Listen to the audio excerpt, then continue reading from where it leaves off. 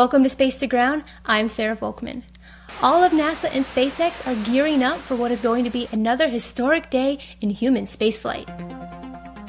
On Saturday, May 30th, NASA and SpaceX will launch humans to the International Space Station inside an American vehicle from the Florida coast.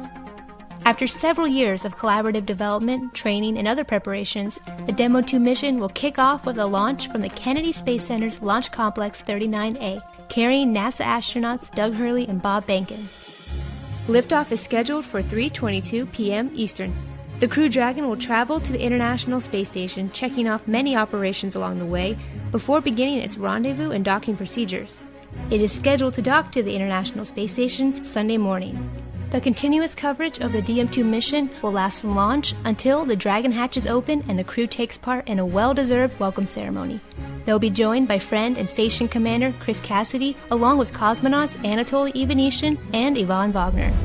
As always, you can watch it live on NASA TV, nasa.gov, and on all of our social media. In addition to preparing for the Demo 2 crew's arrival, the current space station crew was also busy capturing a special delivery.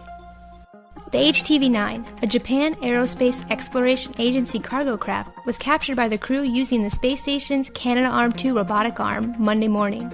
It was installed to the space station's Harmony module shortly after by robotic arm operators in Mission Control Houston. It will remain on the space station for about 2 months before being released, marking the final mission for this class of spacecraft, called Kunotori.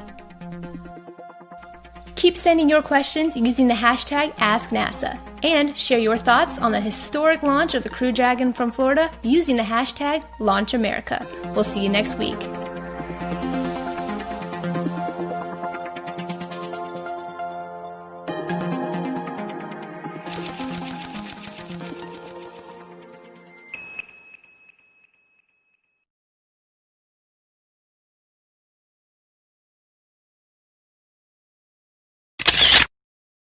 On the other hand, I still would love to go, and I think people will go, simply because it's in our nature as living creatures that life has a tendency to occupy unoccupied niches, and so I think life will spread into the universe, and we are just a part of that.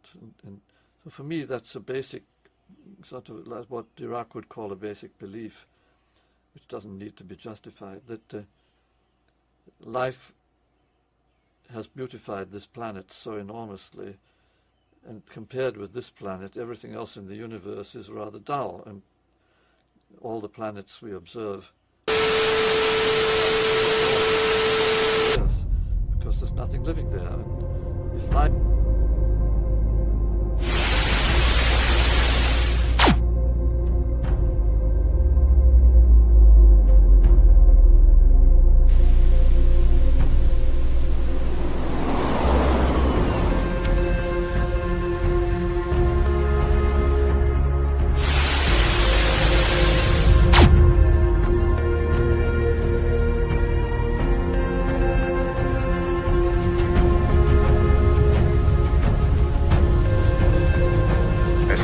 countdown net. Pad is clear. Go for launch. 10, 9, 8, 7, 6, 5, 4, 3, 2, 1.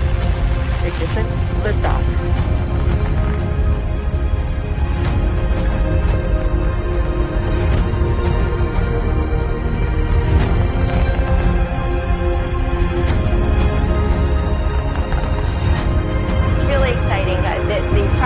Partnerships, the way the president has been able to mobilize the private sector and everything from the COVID-19 response to passing the Tax Cut and Jobs Act years ago, the dereg agenda, and now SpaceX is really remarkable. Some people who have been in government, indeed worked in the building behind me, believe government is always the solution, only the government. We've never believed that. We love to bring to bear a massive project, an American project like SpaceX, so people can also see the human exploration but also the scientific progress that we think can come from a very exciting launch like this. And I'm glad that you're going to cover it live. I hope everyone is.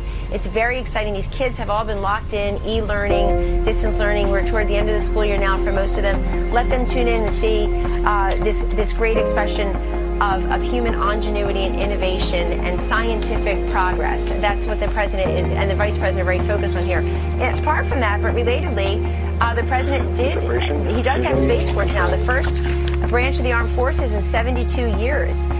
Part of the Air Force, and since we had the Air Force 72 years ago or so, this is a branch of government, a branch of the military. The president has made very clear how important it is to continue going into space, to explore and to make some medical innovations if we can.